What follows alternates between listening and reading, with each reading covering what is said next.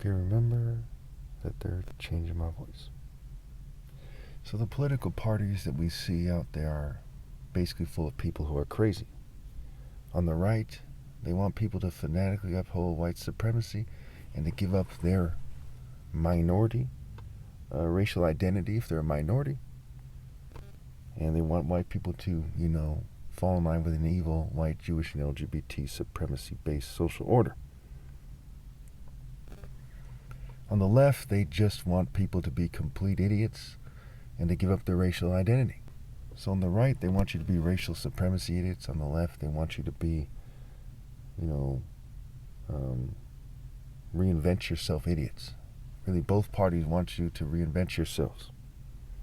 Let's look at Proverbs 22:4, the Amplified Bible. I'm going to use this version because it explains it pretty well. This version doesn't always explain every scripture well, but it explains this pretty well.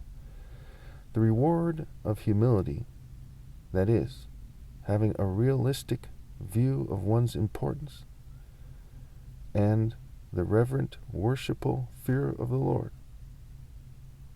is riches, honor, and life. So what is humility according to this? Having a realistic view of one's importance. Okay, so just because they're fuming Christ every day and acting like sissies, acting like girls, acting like left-wing communists, right-wing white supremacists, libertarian white supremacists, what have you, doesn't mean you should think that you're important and that I magically am not. Okay? When you think you're equal or greater to the top martial arts because of your communist religion or philosophy or whatever you want to call it, is fanaticism, or your fanatic white Republican philosophy or any other philosophy, you obviously are not fearing the Lord enough to have a realistic view of your importance, and you're cheating the most righteous person that ever lived out of his right to lead. Okay? And the people from your philosophies, right-wing, left-wing, libertarian alike, they all come together and harass me and fume me and play stupid about them changing my voice because they're too afraid to do God's work.